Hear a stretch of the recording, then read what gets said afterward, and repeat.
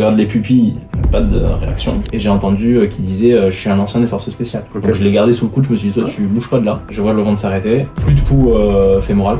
En dehors des métiers de la santé, c'est, je pense, l'une des seules manières de sauver des vies. Allez vous faire dépister même si vous n'êtes pas pro.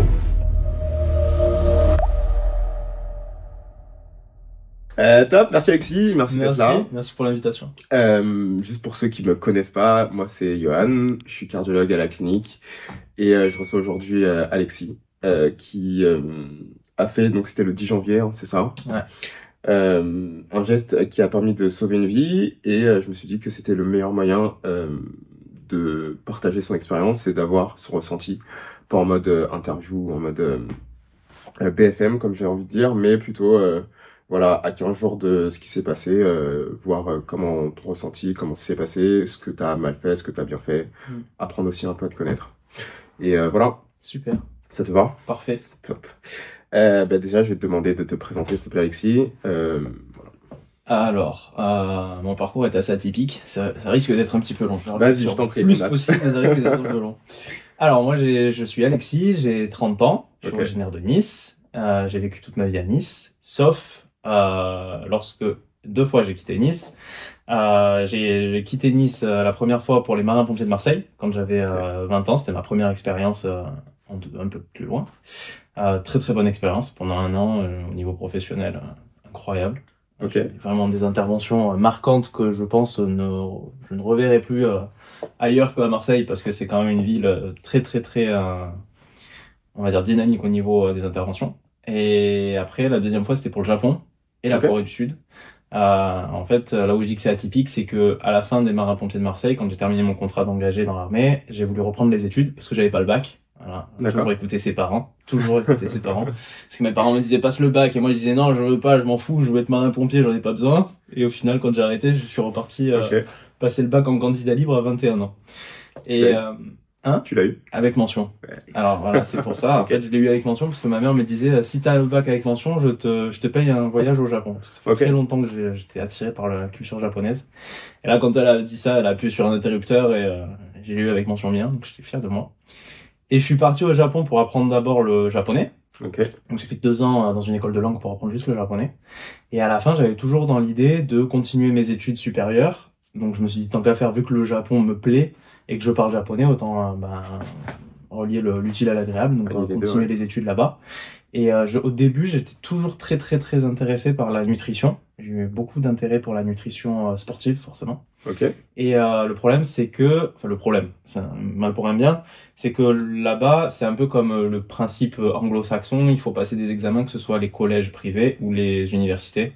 Et les universités au Japon sont très cher déjà, mais le niveau est très élevé. Moi j'étais sur Kyoto à ce moment-là. Kyoto c'est la 2e plus grosse université du Japon après Tokyo. Donc le niveau est très élevé.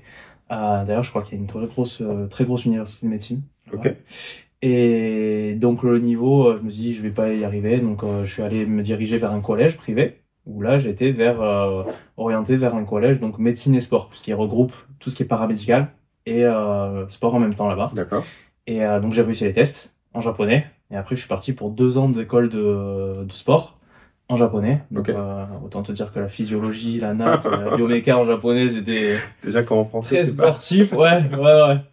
Mais non, super expérience. Et après ça, j'ai été diplômé. J'ai travaillé pendant 1 an comme coach sportif à Osaka. Et malheureusement, je pense que cette histoire, ça a vraiment embêté tout le monde. Le Covid est arrivé, voilà. Et j'ai pas eu mon renouvellement de visa. J'étais encore en transition, visa étudiant, visa travail. Et donc ça a été trop compliqué. Et à 2 mois de la fin de mon visa, j'ai dit non, je vais pas prendre le risque de rapatrier 4 ans de ma vie, 5 ans presque, de ma vie en France en 2 semaines. Donc j'ai décidé de rentrer en France, reprendre mon activité de pompier. C'est pour ça aussi, c'est une des raisons de pourquoi je voulais rentrer. Les pompiers me manquaient beaucoup. Et les pompiers, le métier de pompier me manquait beaucoup. Pas développé, mais non, le métier de pompier, voilà, c'est vrai que c'est ce côté adrénaline, ce côté se sentir utile, aider les autres, et dans le cadre surtout de l'urgence, c'est comme ça qui me fait vibrer, ça me manquait. Donc je me suis dit, on retourne en France, on voit où la vie me mène, et de toute façon j'avais déjà l'objectif de faire au mieux possible les deux en fait. Donc continuer mon activité de coach sportif, parce que ça c'est vraiment une très grosse passion. J'ai commencé le sport à 8 ans. J'ai fait du judo, de la natation, de la gym, du systéma, patinage artistique. Ok, les systémas, c'est quoi? Systéma, c'est un sport de combat russe. C'est un peu comme le Krav Maga israélien, sauf que ça a été développé par l'armée russe. D'accord, Voilà. ok. Et après, musculation, crossfit à l'âge de 18 ans, et je suis resté bloqué sur ces deux activités. Trop bien. Voilà, C'est un peu pour riche comme, les grandes lignes. Ouais. Et du coup, le Japon, parce que moi, Ouais.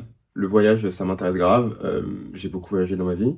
Ça t'a apporté quoi, cette culture? Moi, j'ai jamais connu, mais si c'était à refaire, je le referais autant de fois qu'il faut le faire. D'accord. C'était vraiment la plus grosse expérience de ma vie. Après, j'ai voyagé 6 mois en Corée du Sud dans le cadre du sport en tant qu'athlète et coach pour apprendre plus là-bas, puisque mon prof de sciences du sport est japonais, mais a fait ses études, une partie de ses études en Corée du Sud. Okay.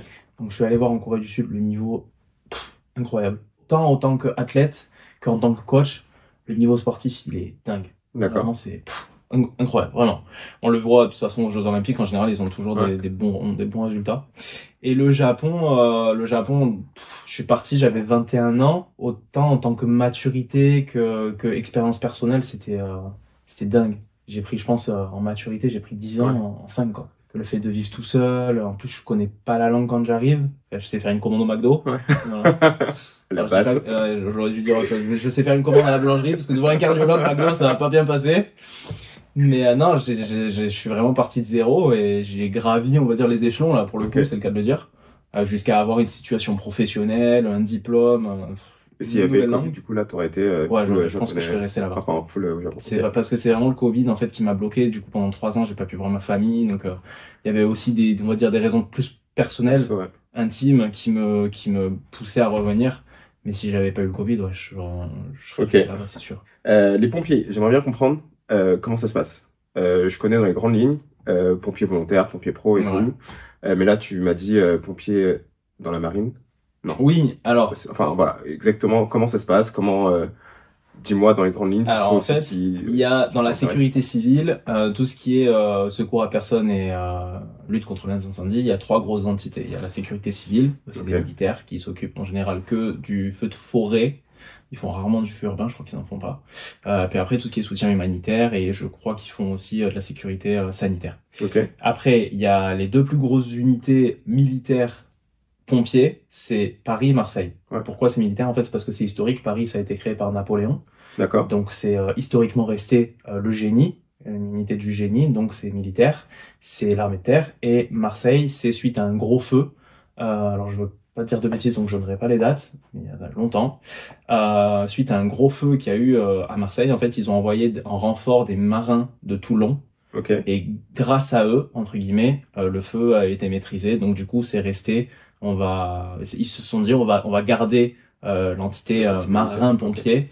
Et on va mettre la marine à la place des pompiers civils, entre guillemets. Et la 3e entité, c'est les pompiers civils, donc les pompiers professionnels et volontaires qui, eux, sont regroupés dans la même chose. D'accord. Et la différence entre, donc, du coup, ce que tu as fait, alors, donc c'est à 18 ans? La différence, moi, je suis parti à 19 ans. Je suis rentré à 18 ans au service départemental d'incendie et de secours, ceux qui savent pas ce que c'est le SDIS, du 06, Alpes-Maritimes. Et après, je me suis préparé pendant 1 an pour intégrer les marins-pompiers de Marseille. On va dire, pour tous les pompiers, civil, Paris-Marseille, c'est un peu les élites, puisque c'est militaire. C'est vrai qu'il y a quand même un très gros niveau physique qui est demandé, même professionnel. Il y a un très gros niveau qui est attendu par déjà les formateurs à l'école. C'est des instructeurs, ils laissent rien passer. Il faut qu'on soit parfait en fait. Il faut qu'on sorte de l'école, qu'on sache tout. Et après, même quand on rentre en compagnie opérationnelle, c'est encore du challenge parce que on va venir nous tester, nous poser des questions tout le temps pour savoir si on est à la page, on va dire, si on est bon ou pas. Et de cette image-là, c'est vrai que ça reflète quand même une certaine élite. Et tous les gens qui rentrent jeunes chez les pompiers, en général, ils ont comme objectif au moins un contrat dans l'armée, soit à Paris, soit à Marseille. Moi, j'avais choisi Marseille pour juste une raison de géographie, en fait. Et une journée type en tant que... En général, ça change pas, que ce soit Paris, Marseille ou les civils, c'est toujours bâti de la même façon. On prend la garde à 8 heures. Alors, 06, c'est 8 heures. Après, je pense qu'il y a d'autres départements, c'est 7 heures, peut-être, ça change. En règle générale, en grande partie, c'est 8 heures. C'est soit des tranches de 12 heures, soit des tranches de 24. Là, pareil, ça change selon militaire ou civil. Et une journée type, ça va être, donc on prend la garde à 8 heures avec un rassemblement, où il y a un appel qui est fait. Dans les unités militaires, il y a parfois des appels aux morts qui sont faits sur certains jours du mois. La planche aussi, qui est obligatoire à Paris et Marseille. Donc chez le civil, c'est un peu plus ledge, mais ça reste une... Donc c'est la planche tous les jours? Normalement, Paris et Marseille, moi quand j'étais à Marseille, c'était planche obligatoire. Okay. À chaque fois planche. Après, c'est soit tenue de feu, soit tenue treillis, mais planche. Okay. À l'issue, il y a une vérification des véhicules. Donc on est tous soit affectés à un véhicule pour la journée, soit maintenant ça change un peu selon le système, il y a des casernes qui font tourner, mais on est pour la vérif affecté à un véhicule et on doit faire la vérif complète du véhicule. Il ne manque rien et s'il manque, on recharge. Que ce soit les ambulances ou les véhicules d'incendie. Après ça, alors nous sur Nice en général, on a un créneau sport qui est plutôt cardio le matin, surtout en été. En général, on est autorisé à sortir pour courir, pour faire le cardio, ou alors ça va être des sports collectifs. En été, on se fait souvent des volley ou des foot. D'accord. Ça fait un peu sport cohésion aussi, ouais. Ou alors c'est une instruction, donc ça peut être une manœuvre en caserne, une manœuvre incendie ou sanitaire. C'est le chef de garde qui choisit. À l'issue, on a le repas, donc entre midi et 2. On a souvent une coupure jusqu'à 2 heures ou 3 heures, pareil, ça dépend des casernes. Après ça, on a de nouveau un rassemblement, où là, le chef de garde, il va énoncer les TIG, donc s'il y a du nettoyage à faire, ou des inventaires à refaire, voilà, tout ce qui est tâches du casernement, puisque entre les interventions, il y a toujours la vie de caserne qui continue, en fait. Nous, on se dit, les pompiers, ils font les interventions, mais il n'y a pas que ça. Et après ça, on a généralement une autre instruction. Donc là, ça va être plus de la théorie. Moi, je sais que ça m'arrive souvent. Sur Nice, on tourne beaucoup dans toutes les casernes de la ville. D'accord. Mais la caserne où je suis régulièrement, en général, ça arrive très souvent qu'ils fassent des instructions théoriques. Donc ça va être au tableau, voilà, présenter un schéma de manœuvre, ou alors on revoit la RCP par exemple, l'animation cardio-pulmonaire. Chez le nourrisson, souvent c'est des choses qu'on n'a pas l'habitude de faire, et du coup voilà, on repointille un peu sur les détails. Puis sport, voilà, c'est sport libre en général, vers 5-6 heures c'est sport libre, donc ça se termine en salle, et puis on fait soit un crossfit, soit une séance de musculation.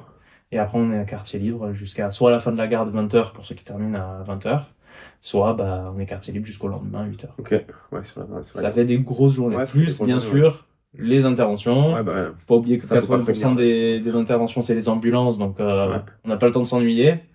Et puis de temps en temps, il y a un petit feu qui nous tombe dessus. Donc là, toi, aujourd'hui, tu allies donc l'activité de coach sportive avec les pompiers. C'est ça. Ok. Du coup, sur une semaine, t'as du temps pour toi. D'accord. Sur une semaine, alors comme je le dis, hein, moi j'ai mes 2 parents médecins, donc j'ai un peu l'image de mes parents qui font pour moi un métier passion. Et moi c'est pareil, c'est 2 métiers passion. Donc je fais en général 4 jours par semaine, je suis à la salle. D'accord. C'est lundi, mardi, jeudi, vendredi. Fitness Park Nice Jean Médecin pour ceux qui veulent me retrouver là-bas. Je fais un peu de pub. Et demander à Alexis, c'est le meilleur. Et après, sur les jours restants, soit je m'octroie un jour de repos. En général, c'est le samedi après-midi, puisque ça m'arrive de travailler le samedi matin. D'accord.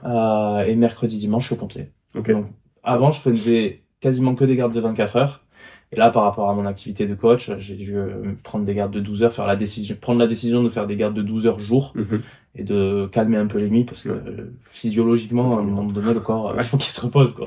Surtout que je prépare une compétition aux États-Unis avec les pompiers en plus. Au mois de juin. De fois que je me prépare. De quoi? CrossFit. De CrossFit. CrossFit aux États-Unis en Alabama. Et c'est le deuxième plus gros événement sportif après les JO. C'est les championnats du monde police pompiers. Voilà, donc ça réunit plein d'activités de disciplines différentes. Donc tu as dit les deuxièmes plus grosses? La deuxième en termes de nombre d'athlètes. Ah ouais. D'accord. En termes de nombre d'athlètes inscrits, c'est la deuxième plus grosse activité. C'est la deuxième plus grosse compétition. C'est quand? Au mois de juin. Donc il faut que je me prépare. Donc là il faut que je dorme. Merci pour ces détails. On va rentrer un peu dans le vif du sujet. Donc, du coup, moi, voilà, l'objectif, c'est de reparler de ce que tu as fait, de voir comment ça s'est passé. On va, voilà, tu vas nous partager un peu tes ressentis, savoir ce que tu as bien fait, savoir ce que tu as peut-être un peu moins bien fait. Vraiment à but pédagogique, juste pour ceux qui le savent pas, moi j'ai une association qui a pour but de sauver des vies. Donc du coup, sauver des vies grâce à la prévention cardiovasculaire et surtout quand c'est trop tard, l'éducation des gestes qui sauvent. Et donc du coup, voilà, c'est vraiment avoir ta vision des choses sur le 10 janvier. sur le avant, comment on peut faire pour former le plus de personnes, et sur le après, comment il faut faire pour aussi, enfin, majoritairement en fait avant, sur prévenir, former et éviter que ces drames arrivent et si jamais ils arrivent, qu'on puisse les sauver. Donc du coup, première question, c'est toi, ta formation de gestes de premier secours, donc tu l'as eu, je pense, pas à travers les pompiers. Ouais. Tu l'as eu dans quelles conditions? Alors combien de fois tu as dû intervenir sur ce genre d'événements, et est-ce que ta formation elle est continue, est-ce que tu as des petits rappels ou c'est one shot? Est-ce que tu peux nous dire tout ça? Alors la toute première formation que j'avais faite, c'était à l'époque il y a peut-être 15, moins 13 ans, 14 ans, une quinzaine d'années, c'est quand j'étais aux jeunes sapeurs-pompiers. J'ai fait des jeunes sapeurs-pompiers de 13 ans à 17 ans. Et là, donc j'ai eu ma première formation de gestes de premier secours, c'était le PSC1. Ok. Et après, nous, aux pompiers, on a des formations spécifiques qui s'appellent le SUAP. C'est secours d'urgence aux personnes. D'accord. Et ça, c'est vraiment spécifique pour les unités d'urgence comme les pompiers. Donc c'est très spécifique parce que c'est en groupe en fait. On n'apprend pas forcément à gérer la situation tout seul. D'accord. On a du matériel de relevage, on a des défibrillateurs, des scopes dans certains départements aussi. Donc on est très bien équipé et on a effectivement des remises à niveau. Donc nous on appelle ça des maintiens des acquis. Okay. C'est obligatoire tous les ans. Et si on les passe pas, que ce soit d'ailleurs pour l'incendie ou pour le secours à personne, hein, c'est pour toute catégorie d'intervention sur lesquelles on est censé traiter, on a un maintien des acquis à faire, une FMA ça s'appelle, une fois par an. Et si on la fait pas, on est inapte. Donc il y a pas d'issue. Il y a pas de... D'accord, très bien. Donc du coup vous êtes formé, ça il y aura pas de souci particulier. Et voilà, moi juste pour présenter mon expérience sur les arrêts cardiaques. Donc moi je suis cardiologue. Globalement on a 10 ans d'études, donc globalement 6 à 8 en intra-hospitalier. Okay. Et moi la formation je l'ai eue d'emblée sur le tard, c'est-à-dire que oui effectivement on nous apprend sur le côté théorique et après c'est vraiment la pratique. Et moi je me souviens de mon premier arrêt cardiaque à l'hôpital en unité de soins intensifs où effectivement tu parlais de travail d'équipe et c'est là où en fait tout se justifie. C'est parce que j'étais externe, j'avais entre 22-23 ans, un arrêt cardiaque donc dans un lit d'unité de soins intensifs et j'ai vu la rapidité du travail d'équipe avec le réanimateur et moi en tant que petit newbie à côté, et on m'a juste dit de venir pour masser et pour on va dire relayer toutes les personnes. Ça c'était ma première expérience. Après l'expérience est montée et mon dernier arrêt cardiaque lui aussi je m'en souviens où j'étais senior cette fois-ci. Et c'est moi qui gérais tout, de A à Z, où je coordonnais les équipes en disant toi tu masses, toi tu fasses au défibrillateur, toi t'intubes, ou moi j'intube et tout. Et voilà, donc l'expérience elle est vraiment différente. Et moi je connais donc du coup le côté intra-hospitalier où globalement quand ça arrive, normalement tout le monde est censé être formé. Donc du coup ça va vite et les chances de survie sont quand même un peu plus élevées, même si les patients sont techniquement un peu plus graves. L'extra-hospitalier je le connais pas du tout, donc du coup tu vas pouvoir nous dire exactement comment ça s'est passé, sachant que tu n'es pas forcément un expert parce que ça n'arrive pas souvent. Mais voilà, donc c'était le 10 janvier, salle de sport, c'est ça? C'est ça. Je t'en prie. Dis-moi comment ça s'est passé. Alors le 10 janvier, déjà ce que je tiens à souligner c'est que voilà par rapport au côté intra-hospitalier, là j'étais tout seul. Okay. Et quand j'interviens, donc j'ai 12 ans de pompier, avec 50 coupures quand j'étais au Japon évidemment, mais bon j'ai quand même une grosse activité opérationnelle depuis longtemps. À chaque fois que j'ai fait des arrêts cardiaques, que j'ai intervenu sur des arrêts cardiaques, c'était en équipe. Et nous, alors je sais pas combien vous êtes dans un service, mais nous aux pompiers ça peut aller beaucoup. On est trois dans une ambulance, un chef d'agré, un équipier, un conducteur. Un quatrième parfois selon les départements où ils sont un petit peu plus isolés, je sais. D'accord. En milieu rural. Donc on est déjà 3 ou 4, 3 minimum, plus un SMUR, où en général ils sont 3 aussi, un infirmier, un médecin, un conducteur et un interne, souvent, encore 4, donc ça peut monter jusqu'à 7-8. C'est qu'à beaucoup, il peut y avoir derrière une VLI, où ils sont encore 2, là c'était le cas sur mon intervention. D'accord. Donc on est du nombre, donc on peut se relayer au massage cardiaque, du matériel, on en a à outrance. C'est-à-dire qu'on n'a pas de stress entre guillemets. Il y a toujours de la communication. C'est vraiment la première chose qu'on nous apprend, c'est la communication entre nous. Donc, puis c'est des réflexes. Je veux dire, au bout d'un moment, maintenant, j'interviens sur un massage cardiaque, je réfléchis même plus, en fait. C'est vraiment, je sais qu'il faut, voilà, qu'il faut faire tel geste, je sais que il faut préparer l'aspirateur, des détails, en fait, mais l'aspirateur mucosité, parce qu'il peut y avoir une sonde à poser, si jamais, l'intubation, se passe mal. Donc, c'est vraiment plein de détails qui deviennent vraiment automatiques dans mon cerveau. Et là, donc, ce 10 janvier, ben, les automatismes étaient là, heureusement. Mais, sans surprise d'ailleurs, mais ça fait bizarre. Ça fait vraiment bizarre. Donc en fait, moi j'étais en coaching. D'accord. Avec mon client. C'était pendant le temps de repos de mon client, de sa série de travail. Et là, il me fait remarquer qu'il y a du monde. Moi, je l'avais même pas remarqué. Moi, j'étais en train de rigoler avec lui. Tourne la tête, il me dit, regarde en bas, il y a du monde qui s'attroupe. Donc je regarde et puis je vois quelqu'un qui est allongé, mais bon. Ouais. Il n'y a pas d'agitation, ça crie pas, ça court pas, donc je me dis, bah, c'est quelqu'un qui est déshydraté ou qui a fait un petit malaise, classique. Je vois que ça traîne, je vois qu'il y a de plus en plus de monde autour, je me dis, bah, attends, bouge pas, je vais aller quand même voir, conscience professionnelle, c'est à côté de quelque chose. Mais j'y vais vraiment dans le plus grand des calmes. D'accord. Sans jamais me douter de ce que je vais trouver. Et là, quand j'arrive, je vois donc la personne qui est inconsciente. Okay. Donc déjà, là je me dis c'est un petit peu plus grave que ce que j'avais pensé. Je vois qu'il gaspe, donc là je me dis c'est pas bon du tout. Donc les gaspes, voilà, pour ceux qui connaissent pas, c'est respiration agonique, donc c'est annonciateur d'un arrêt cardiaque dans la plus grande majorité des cas. Et donc je me dis là c'est pas bon du tout. Mais en fait, là où j'ai pas forcément percuté en me disant il va me faire un arrêt, j'y ai pensé peut-être 4-5 minutes après quand je voyais que la situation s'aggravait. Ouais. Mais j'y ai pas pensé parce que quand j'ai vu le jeune, je me suis dit, il est trop jeune, c'est pas possible qu'il fasse un arrêt. Il doit pas faire un arrêt. Ouais, franchement, c'est le plus jeune dans ma carrière de pompier. Maintenant, là, en plus, dans le civil, c'est le plus jeune que j'ai fait. Okay. Donc, je me suis dit, il va pas me faire un arrêt, c'est pas possible. Donc, moi, je suis resté figé sur la conscience. C'est peut-être, on reviendra après pour parler des choses à améliorer. Ouais. Mais c'est peut-être la chose à améliorer que maintenant, je vais bien me graver dans la tête en me disant, ben, faut prendre vraiment tout en compte et pas forcément tenir compte que de l'âge ou que d'une seule chose. Ça peut arriver à tout le monde. Ouais. Et donc, du coup, moi, je me suis dit, bah, s'il est inconscient, je me suis vraiment focus sur l'inconscient. D'accord. Je check un peu tout, j'ai un pouls radial. Ok. Donc, je me dis, bah, ça va. Pas très élevé, mais j'ai un pouls radial. J'ai une bonne ventilation. Bah, malgré le gasp, je veux dire, le ventre bouge. Donc, il n'y a pas d'arrêt respiratoire. Donc je suis vraiment focus sur la conscience, je regarde les pupilles, pas de réaction.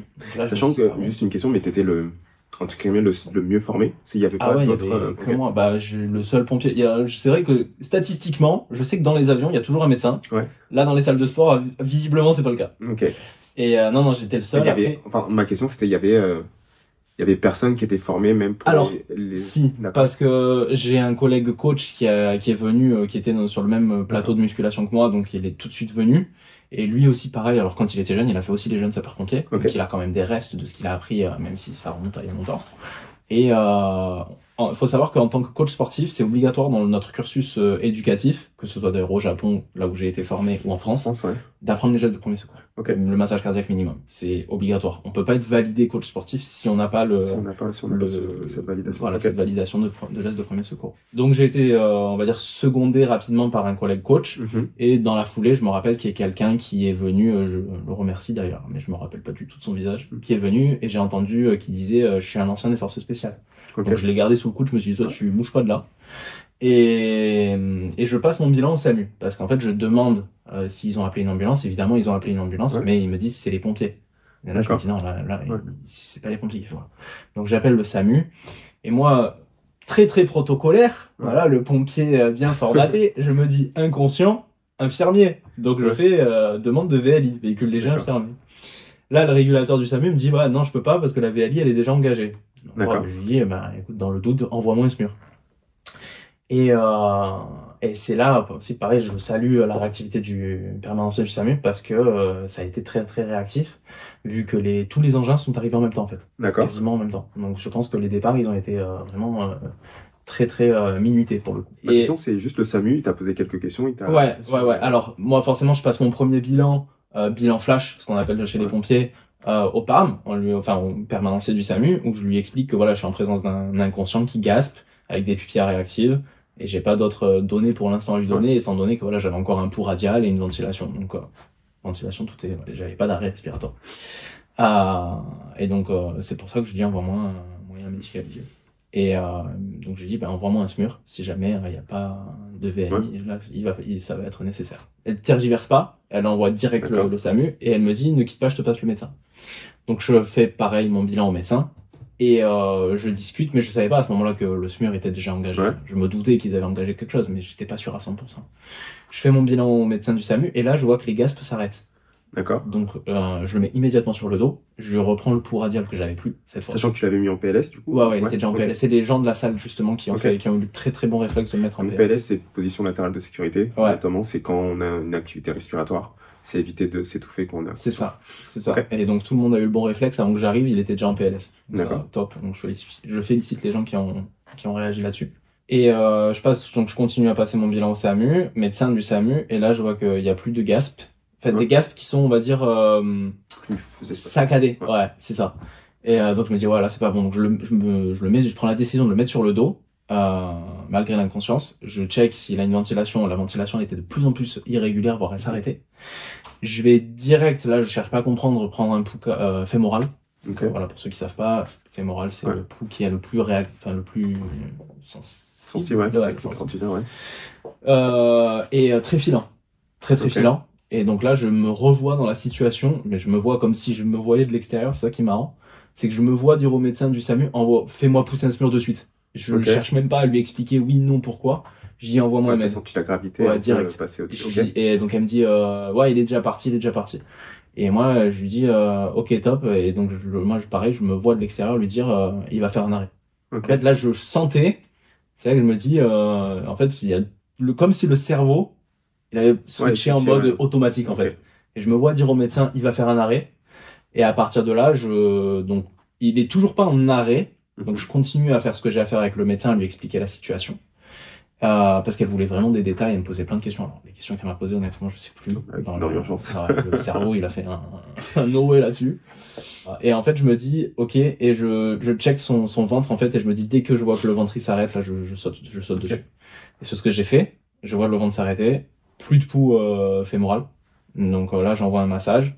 Et, pareil, donc, j'ai que 2 mains, 2 pieds, je suis un être humain, j'ai qu'un cerveau, je peux pas tout faire. Donc ça a été très compliqué parce que je me dis, je mets mon téléphone en haut-parleur pour continuer à discuter avec le médecin et je masse. Sauf que je vois que je suis pas du tout efficace parce que je suis pas concentré ni sur l'un ni sur l'autre. Donc ça sert à rien. Donc j'attrape le premier gars qui est à côté de moi, je lui dis masse-le. Je lui dis fais comme moi. Il me dit j'ai pas massé, je dis je fais comme moi, masse-le. Tu fermes bien tes coudes, bien serré et tu envoies. Et pendant ce temps le médecin, donc je lui dis voilà, il est en arrêt, je commence une RCP. Et en fait, ce qui est là où il a eu réanimation cardio-pulmonaire. Voilà, réanimation cardio-pulmonaire. Là où il a eu beaucoup de chance, c'est que la caserne qui a intervenu sur les lieux, elle est à 300 mètres de la salle de sport. C'est pour ça que j'ai pas plus paniqué. Je pense en me disant. Tu connaissais du coup toi. Ouais, c'est des collègues. Tout le personnel qui a fait l'intervention, c'est des collègues à moi. Donc très bonne ambiance, super bonne, on va dire bonne intensité. Bonne communication et tout. Franchement top. Même moi en tant que civil, j'ai participé, j'ai mis une paire de gants et je me vois le chef d'agré qui me dit tu veux nous aider et je lui dis forcément on va tourner, on sera plus efficace. Je me vois en tenue de coach mettre une paire de gants et masser avec eux quoi. Donc franchement super bonne expérience de ce côté-là aussi.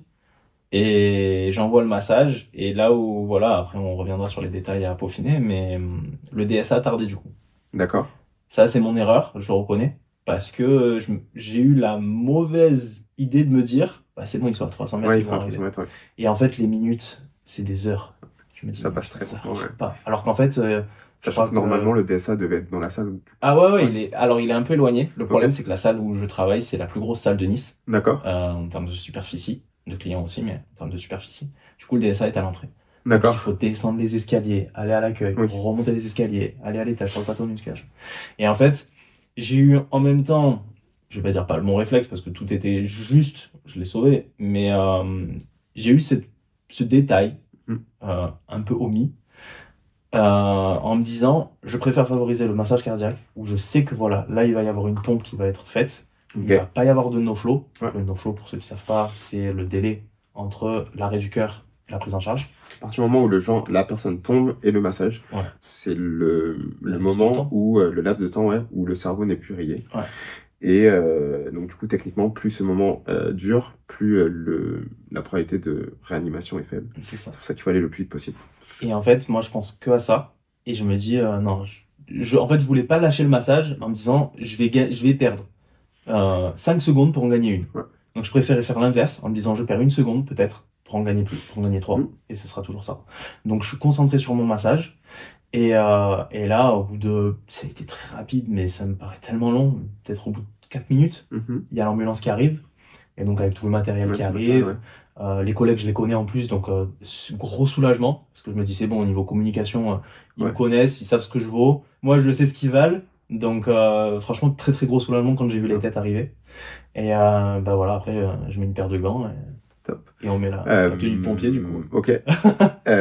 Du coup il a été choqué. C'était 3 fois. 3 fois, ok. Ouais, donc je pense que c'est peut-être par rapport justement la prise en charge rapide du massage qui a permis au DSA de détecter. Donc après le choc, il a retrouvé une conscience, il était inconscient. Non, il était inconscient puisque voilà, en fait le VSAV c'est l'ambulance pompier, est arrivé, le SAMU sont arrivés dans les 30 secondes qui suivent. Vraiment, j'ai été surpris de voir que tout le monde est arrivé en même temps. Et le PARM, donc pareil, je pense que c'est le permanentier du SAMU, qui a dû réengager à la fin de l'intervention quand j'avais demandé le véhicule infirmier. Il a peut-être dû le réengager sur mon intervention parce que l'infirmier est arrivé en même temps aussi. Donc il y a eu une très très grosse équipe médicale. Enfin, là c'était c'était plus qu'un chariot de réa qui arrivait. C'était un service complet, donc c'était top pour lui. D'accord. Tout le monde est arrivé en même temps. Et donc ils l'ont intubé direct dès qu'ils sont arrivés en fait, dès que le massage, même malgré le massage en fait ils ont tout de suite intubé, ils ont fait tout le nécessaire médical derrière. Donc il s'est pas, il est pas, il était inconscient et donc du coup intubé. Ok. Merci pour cette expérience. Félicitations déjà. Merci. J'avais juste une question. Après on reviendra sur les différents détails, mais t'as dit beaucoup de choses entre la communication, entre la gestion du stress, entre le défibrillateur, merci et tout.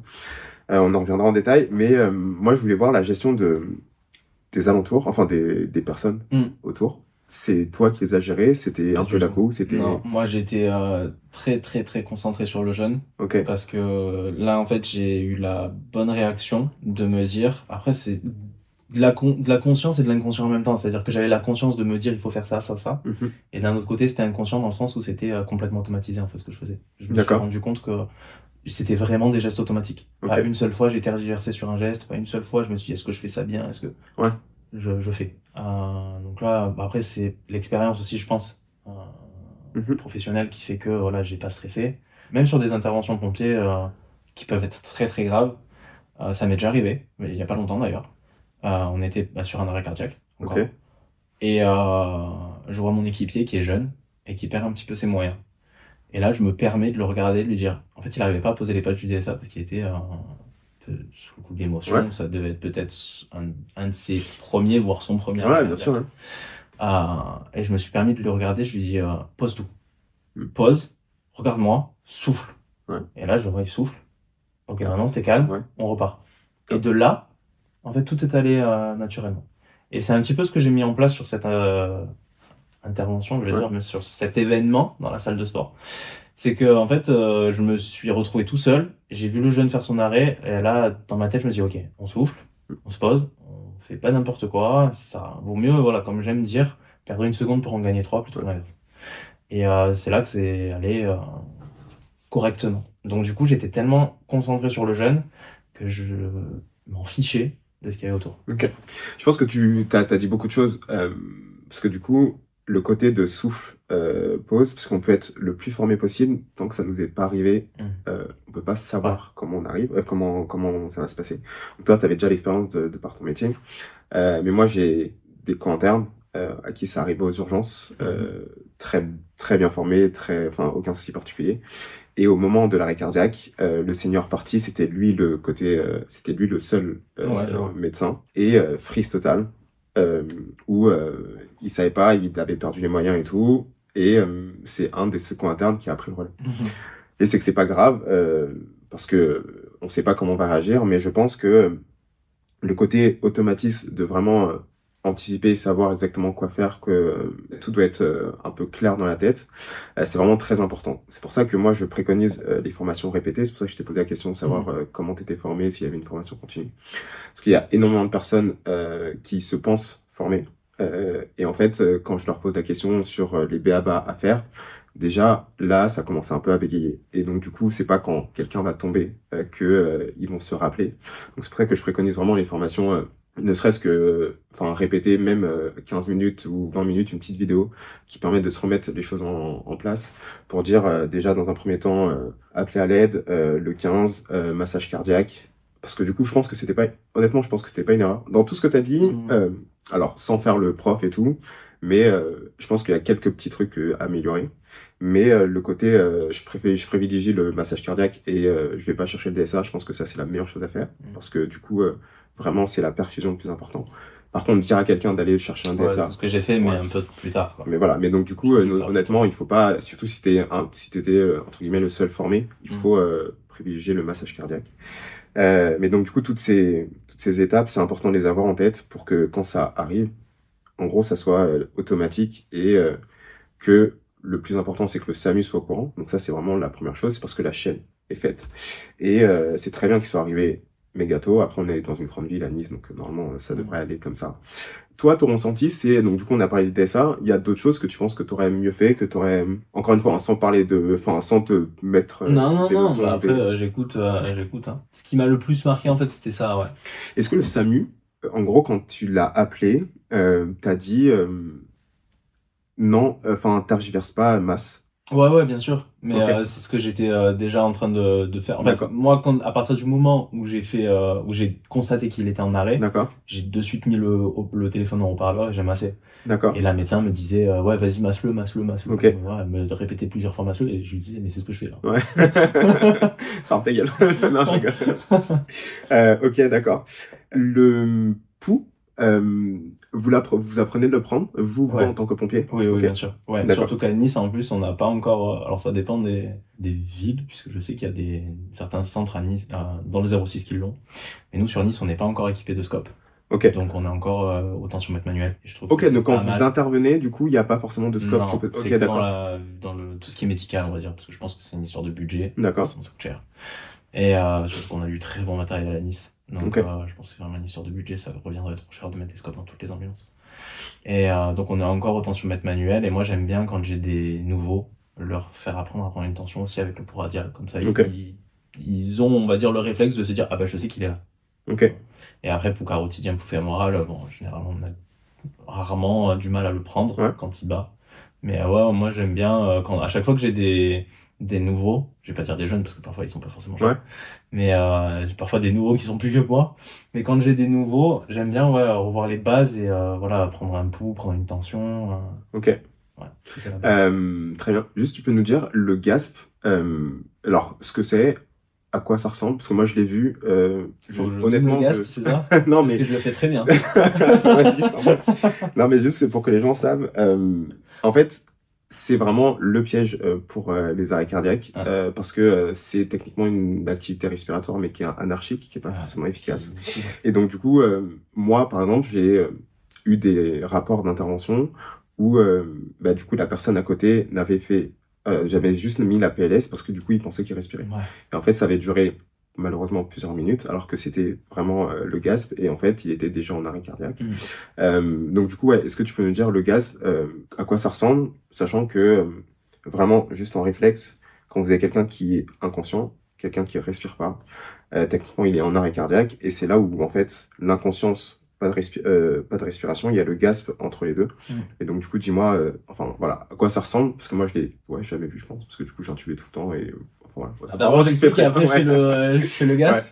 En fait, c'est dans les termes un peu plus littéraires, c'est une respiration agonique. Donc c'est vraiment la personne qui est en train d'agoniser, clairement. Et en fait, on voit qu'elle cherche son air, mais c'est, comme tu l'as expliqué, de toute façon c'est toi le cardiologue, mais c'est un réflexe du cerveau primaire en fait, et il y a aucune utilité entre guillemets, quoi. C'est le corps qui essaie désespérément de survivre à quelque chose qui ne peut pas. Et donc faut pas être piégé par ça. Et le GASP, ça peut faire penser à une respiration, mais c'est pas du tout une respiration. Et en fait c'est alors je vais mimer le GASP. Je t'en prie. C'est le meilleur moment de la journée. Mais non, mais en plus ils le font très bien dans les films généralement. En général c'est quand il faut comme ça. Et il y a des petits bruits qui sortent forcément parce que la respiration, la pression respiratoire elle va être tellement profonde, il va tellement essayer d'aller chercher quelque chose que il peut y avoir un petit bruit qui sort, mais il y a rien en fait qui rentre. Donc ça va faire un et puis il va fermer la bouche, puis il va de nouveau ouvrir très grand la bouche, et en fait c'est que des mouvements. Je fais bien le Gasp. Ouais, effectivement. Du coup, la durée d'intervention, tu sais combien de temps ça a duré, ça? Très rapide.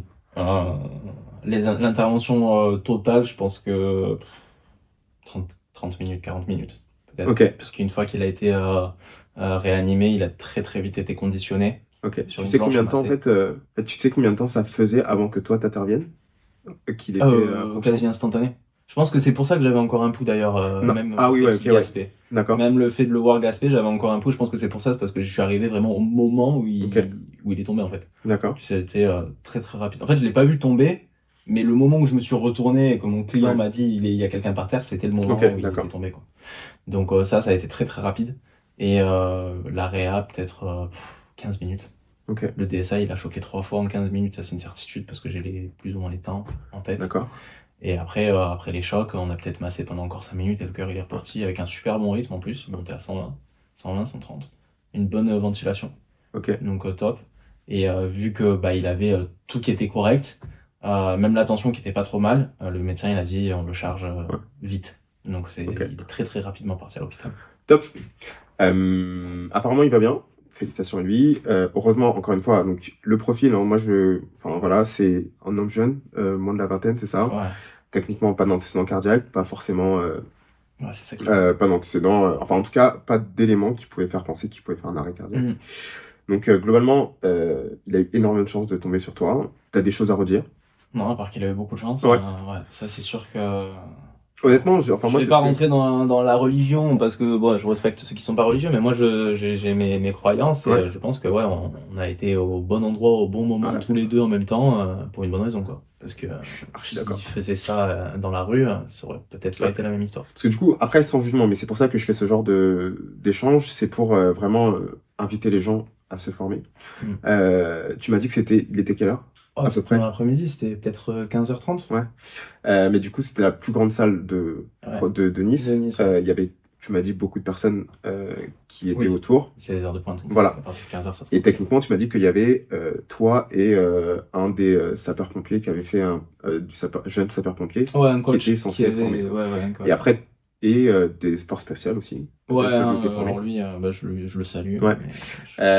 Mais donc du coup, c'est à mon sens pas assez. Du coup, sur énormément de personnes. Donc du coup, il faut vraiment inviter à vous former pour si jamais ça arrive dans la rue et qu'il n'y ait pas autant de personnes, qu'il y ait une personne qui puisse faire ce que tu as fait. Top. Donc du coup, parlons-en. Alors à travers l'association, j'ai déjà formé des jeunes, j'ai déjà formé des gens à l'école. Toi, qu'est-ce que tu penses qu'il faut faire pour justement augmenter la fréquence de formation des gens? Alors, ça va faire sourire, je pense, ça peut faire sourire, je comprends. Je suis très extrémiste, mais je pense qu'il faut aller taper à la source en fait. Et quoi de mieux que les enfants pour transmettre un message. Donc on est deux extrémistes. Et moi je dis, en fait, je comprends même pas encore pourquoi le gouvernement, c'est pour ça que je suis extrémiste, parce que je le dis très très haut, mais là je cible carrément le gouvernement. Je me dis, je comprends pas pourquoi le gouvernement, l'éducation nationale, ils ont pas déjà pensé à inculquer ça aux enfants dans les programmes scolaires. Alors, moi je me suis renseigné, alors normalement, c'est prévu, mais c'est très mal fait. Dans le sens où c'est très mal fait parce que j'ai fait 2 sessions alors après c'est un très petit échantillon, mais selon les classes, il y a des gens qui l'avaient fait 2 fois et il y avait des gens qui l'avaient fait 0 fois. Sachant qu'il y avait plus de gens qui l'avaient fait 0 fois que 2 fois. Et donc du coup, c'est vraiment pas, on va dire, systématisé, ou c'est pas j'arrive en CE2, j'arrive en CM1, en CM2, je l'ai fait. C'est, alors, je veux pas dire de bêtises, mais c'est souvent les profs qui sont responsabilisés à le faire. Mais après, je suis d'accord que pour plusieurs raisons, il faut commencer très tôt, parce que dans des pays, je crois aux États-Unis, c'est fait de manière systématique au jeune âge, et c'est là où en fait on s'en souvient le plus. C'est ancré dans notre cerveau, et si jamais ça arrive après dans toute notre vie, c'est comme le vélo, ça ne s'oublie pas. Je crois que dans les pompiers, si jamais tu vas dans une caserne, ils ont l'obligation où en gros tu peux être formé pendant quelques temps pour les gestes. Oui, alors moi ça je savais pas, mais donc du coup dans le Var, je sais pas si c'est national ou pas. Je pense que après on parle en zone de défense, donc peut-être que le Var faisant partie de la zone sud avec le 06, les Alpes-Maritimes, ils ont la même politique que nous. Mais nous, le SDIS 06, donc le service départemental des Alpes-Maritimes, a mis en place une campagne où d'ailleurs c'est marqué sur les ambulances. Donc pour ceux qui vont dans les Alpes-Maritimes, regarder les ambulances, l'arrière des ambulances, il y a des affiches en fait, comme des publicités en fait, publicitaires, où il y a marqué 20 minutes chrono, la série dont vous êtes le héros. Et en fait, c'est avec bien évidemment un QR code et des informations pour contacter les pompiers, qui en fait, comme message, veut initier les gens à se présenter directement en caserne. Et à partir du moment où nous, en tant que pompiers, mais même dans le civil, en fait, ça me viendrait même pas à l'idée de refuser quelqu'un qui vient me poser des questions. Mais nous, en tant que pompiers en caserne, si quelqu'un vient se présenter chez nous et nous dit bonjour, je voudrais me former au geste des premiers secours, ben on est capable de lui dire bon ben si vous voulez, on le fait maintenant. Alors dans la pratique, c'est très compliqué, parce que voilà, j'ai résumé une journée type, et malheureusement, on a les interventions au milieu. Donc dans les petits centres, c'est quasi impossible, puisque s'ils sont 7 à la garde, qu'il y a une ambulance qui sonne, ou 2 ambulances qui sonnent, bah, il n'en reste qu'un seul. Donc dans la pratique, c'est difficile, mais dans la théorie, c'est faisable. Sauf qu'il faut pas grand-chose pour être formé. Sachant que... ça suffit, hein. Même selon moi, 20 minutes, clairement. Parce que du coup, il y a vraiment des choses très simples. Ne serait-ce que appeler le 15, le nombre d'arrêts cardiaques qui se passent, où on a tardé plusieurs minutes à appeler le 15, où les gens ne connaissent pas les gestes les numéros de secours. Il y a juste des choses simples où il faut vraiment que cette chaîne soit faite. Donc si jamais ça s'est mis en place, je trouve que c'est top. Je suis d'accord que dans les écoles, il faut que ça soit aussi fait, mais plus de manière systématisée. Je sais pas, 3, 4, 5 fois enfin, comme tu l'as dit, il faut 20 minutes, peut-être chez les enfants, peut-être une session de 2 heures. C'est ça. C'est plus important. Pas une ligne en disant tu redoubles si t'as pas ton PC, mais se dire voilà, on fait ça au collège, faut que tous les enfants quand ils rentrent en seconde, ils se forment. Faut qu'il y ait une deadline en fait. Archi d'accord. Concernant le sport, du coup t'es coach. Type de client. Du coup, de tout, d'accord. Clairement de tout, c'est pour ça que j'adore mon métier. Mon plus jeune client, il a 18 ans. Et mes clients plus âgés, ils doivent avoir 65-70 ans. Donc tu fais du sport co et du sport... je fais... Alors non, moi je fais que du personal training. J'ai fait, quand j'étais au Japon, du sport co. Puisque j'avais la qualification de... J'ai toujours d'ailleurs, mais j'avais la qualification que je faisais valoir d'entraîneur CrossFit. Puis petit à petit, je me suis un petit peu détaché du CrossFit puisque plein de débats, donc je vais encore me faire presque insulter si je développe trop, donc j'irai pas dans les détails. Mais au niveau biomécanique, pour avoir étudié la biomécanique pendant 2 ans, il y a des choses qui me font un petit peu saigner des yeux. Voilà. Donc c'est pour ça que je me suis un petit peu détaché du CrossFit. Sur les mouvements du coup, temps de récupération, mouvement, plein de choses. Charge. Je rentrerai pas dans les détails parce que je vais encore me faire lyncher. Mais voilà, moi c'est mon point de vue, donc je suis plus orienté sur le cross-training, on va dire la base du CrossFit en fait. Parce que CrossFit c'est juste une marque, ils ont inventé la base, où ça va être plus du HIIT, du High Intensity Interval Training, où c'est l'entraînement à intervalle. En fait. À haute intensité, Donc moi je suis plus partisan de ça que du CrossFit. Donc j'ai enseigné le CrossFit et enseigné le HIIT quand j'étais au Japon. Là aujourd'hui je suis sur du personal training parce que je veux vraiment cibler mon client en fait. Je préfère, on va dire, être focus sur mon client pendant 1 heure et me dire voilà, on va voir la progression ensemble plutôt que d'avoir un groupe et pas forcément pas pouvoir m'attarder comme je le voudrais sur ceux qui ont du mal en fait. Sur individualiser. C'est plus dans ce... Et donc du coup, moi alors certains je vois de ton type de clientèle, certains sont motivés pour faire un bilan cardiologique. C'est fait dans ta pratique, Alors, moi, oui. Côté prévention. Moi, je suis trop encadré. J'ai 2 parents médecins, donc, dont une maman qui a été pendant 35 ans au SAMU de Nice. Donc, c'est merci maman, mais bon, parfois c'est un peu trop. Mais non, après, elle a tout à fait raison. En fait, quand j'étais parti en Corée du Sud, c'était en tant qu'athlète, pour découvrir un petit peu plus sur la pratique du CrossFit aussi. Et en fait, c'est pour ça que la vision que j'ai aujourd'hui, c'est que je suis parti en me disant je vais apprendre un petit peu plus sur le sport à haute intensité, tout ça. Et en fait, là où je me suis entraîné, c'est mieux que le CrossFit et on fait pas de CrossFit. C'est que du HIIT à bloc. On se fait péter le cœur à 200. Parfois, c'est vraiment, vraiment excessif, je trouve. Mais c'est une salle de sport, c'est pour les détails. ceux qui sont intéressés, c'est Sweat on Soul, ça s'appelle. D'accord. Sweat on Seoul. Et c'est là où il y a le gagnant de la dernière série de physique sans physique sur Netflix. D'accord. Il est là-bas. Et le propriétaire de la salle, c'est un des participants de la première série. D'accord. Et donc ils ont vraiment tenu à faire quelque chose de assez exceptionnel, entre guillemets, original, sans forcément se rattacher au CrossFit. D'accord. C'est pour ça que c'est très spécifique. Et c'est ce que j'enseigne aujourd'hui, en fait. Je tire vraiment tous mes enseignements de cette expérience. Pratique, okay. Ouais. Et en fait, quand je suis parti en Corée du Sud et que j'ai montré ce que je faisais à ma mère, mon père, ça va. Lui, il a été pendant longtemps dans le contrôle antidopage, donc il a aussi un pied dans le sport. D'accord. Bon, mon père, lui, de toute façon, tout ce que je fais un squat, je vais me flinguer le dos. Okay. Bref, il faut que j'arrête tout ce que je fais, muscle up, Dieu. Mais ma mère, quand je lui ai montré ce que j'ai fait, elle m'a dit, va faire un bilan cardiaque. Ok. Voilà, je lui ai montré, je lui ai dit, ouais, maman, c'est trop bien, quand je termine l'entraînement, je suis par terre, je suis en hypoxie, le cœur il monte à 200. Elle m'a dit, va faire un bilan cardiaque. Ouais. Donc je suis allé à Monaco, à l'IM2S, puisqu'elle a des contacts là-bas, donc j'ai eu la chance, en tant que sportif amateur, puisque je suis pas professionnel, de pouvoir toucher les meilleurs médecins pour moi, dans ma région. Donc je suis allé à Monaco faire un test à l'effort, où donc au niveau cardiaque, j'ai un cœur en très très bonne santé. Merci, vraiment. Mais grâce à ça, comme quoi c'est pour ça que c'est super important, parce que même en allant faire un bilan pour une raison, on peut trouver une autre raison qui peut être tout aussi bénéfique. On m'a décelé un surentraînement. D'accord. On m'a dit fais attention, t'es pas loin du surentraînement. Et c'est vrai qu'à cette période-là, j'étais quand même assez fatigué, j'avais du mal à récupérer, j'avais mes capacités qui diminuaient. D'accord. Et je me suis pas dit, pourtant en tant que coach, ça aurait dû me siffler à l'oreille, et je me suis pas dit, non, je suis en surentraînement, parce que j'étais tout le temps, voilà, j'étais tout le temps bien, j'avais pas de perte de poids, pas de prise de poids non plus. Mais le médecin m'a dit, ouais, fais gaffe, t'es pas loin du surentraînement. Donc, en allant faire un bilan cardiaque à la base, on m'a trouvé autre chose. Donc, franchement, ouais, allez vous faire dépister, quoi. Voilà. En tant que sportif. Et moi, c'est vraiment ce que je prône aujourd'hui. C'est vraiment mon message, et je profite de cette expérience, même si ce jeune-là, il n'était pas sportif de haut niveau, mais je profite de cette expérience pour passer le message que je veux passer depuis longtemps. Allez vous faire dépister, même si vous n'êtes pas pro. Parce qu'en fait, la grosse différence, justement, c'est qu'on peut être sportif de haut niveau, mais être amateur comme pro.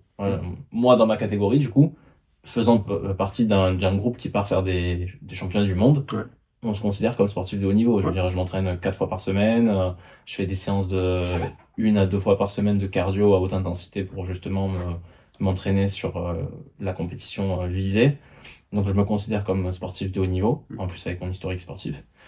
Et pourtant, je suis pas pro. Et la différence, c'est que les pros, justement, ils ont une équipe médicale. Et je vais reparler de mes parents, pas de moi, mais je vais reparler de mes parents. Ma mère a eu l'expérience d'être médecin pour les JO. Par rapport à son expérience de médecin réanimateur, en fait, elle a eu la chance de pouvoir travailler là-bas. Et quand elle m'a expliqué le staff médical qu'il y a, elle me dit, ils ont des ambulances scanners. C'est-à-dire qu'il y a un scanner dans l'ambulance. Donc je me dis, ouais, les pros, en fait, c'est rare que ça arrive. Ça peut arriver, un accident, forcément, ça arrive. Mais c'est quand même vachement rare. Et à l'inverse, un sportif amateur qui a un haut niveau et qui se fait pas dépister, je suis d'accord. Moi, ce que je préconise, moi en tant que cardiologue et sportif de mon petit niveau, c'est un bilan cardiaque au moins une fois dans sa vie. Ouais. Moi, c'est tous les ans. Il y a des gens qui veulent retarder ce bilan cardiaque. Voilà. Moi, honnêtement, je le préconise à l'adolescence. Voilà, juste un électrocardiogramme, potentiellement une échographie cardiaque, juste pour s'assurer qu'il n'y ait pas d'anomalie déjà structurelle ou électrique. Juste pour faire le lien avec donc ce jeune homme qui a eu l'arrêt cardiaque. Très probablement que si jamais il a eu son bilan cardiaque avant, tout avait été normal. Donc on peut pas tout dépister parce qu'en 2024, on connaît pas tout et potentiellement qu'il y a une maladie génétique ou une maladie rare. Mais il est pas rare que moi j'arrive, je fasse un bilan cardiaque et en fait je trouve des anomalies soit structurelles, soit électriques qui, si jamais on pratique le sport de haut niveau, de haute intensité, aura pu finir en catastrophe. Donc honnêtement, voilà, ne vous stressez pas, mais un bilan cardiaque, un électrocardiogramme, ok. Et la deuxième chose que j'avais envie de dire, c'est pour ceux qui reprennent le sport à un certain âge, les recommandations, c'est à peu près 35 ans, 35-40 ans. Souvent, ce qui se passe, c'est on a fait beaucoup de sport étant jeune, on lâche un peu, soit par carrière, soit par enfant, soit voilà, on n'est pas du tout sportif. Et on croit qu'on va avoir notre niveau il y a 20 ans. Et c'est là où les premiers, enfin en tout cas, les accidents peuvent arriver. Donc du coup, effectivement, bilan cardiaque, épreuve d'effort, 35-40 ans, ne serait-ce enfin surtout si facteur de risque cardiovasculaire, donc tabac ou hypertension artérielle, diabète, n'hésitez surtout pas. Voilà, allez voir votre médecin généraliste et potentiellement me voir ou un confrère pour faire un bilan. Ouais. Donc top.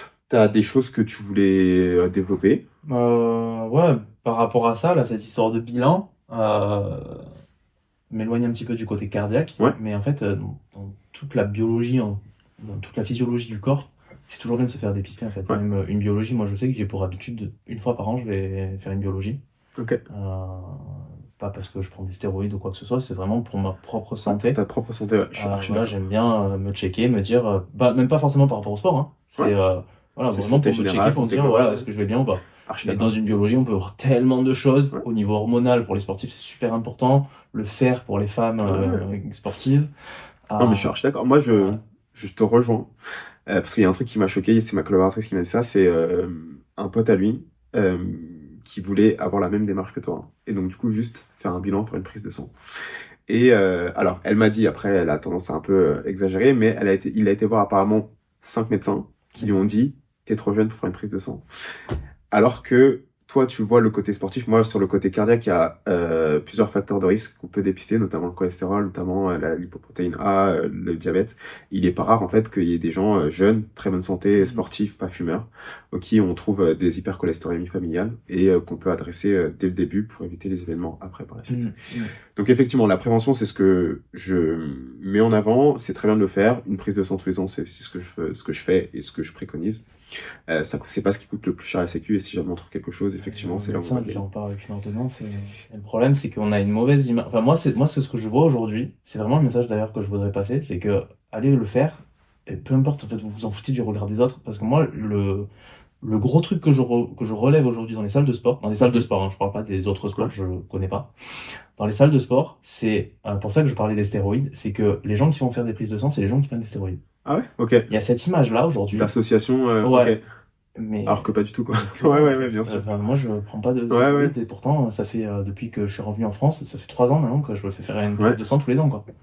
Non, mais tu l'as tout dit. En fait, une Vraiment, prise de sang, ça permet de voir énormément de systèmes, de mécanismes, de ça, systèmes vraiment, c'est un hormonaux. truc qui m'énerve, quoi. Ouais. Qui m'énerve. Ah, bah oui. Après, alors, je pense que c'est énervant. C'est une association qui n'a pas du tout lieu d'être. Non. Comme tu l'as dit, effectivement, le système hormonal, le système sanguin, le système rénal, le système hépatique, enfin, il y a tellement de choses qui peuvent arriver alors qu'on n'est pas forcément symptomatique. Donc, du coup, ouais, je suis d'accord, la prévention. Enfin, prenez pas de stéroïdes, mais non. mais la prévention, carrément. Je pense que j'ai tout dit. Il y a des questions que je t'ai pas posées, que t'aurais aimé que je te pose. Bah non, ça va. Je pense qu'on peut dire de la part de tout le monde, déjà félicitations. Je sais que tu veux pas que tu nous dises, tu veux pas te prendre pour un héros, mais je le dis, je suis pas un héros. Ouais, mais... après, c'est vrai que je vais pas non plus cracher dans la soupe. Je suis quand même fier de ce que j'ai. Ouais, je pense que honnêtement, c'est pour ça aussi que je préconise la formation aux gestes de premier secours, parce que en dehors des métiers de la santé, c'est, je pense, l'une des seules manières de sauver des vies.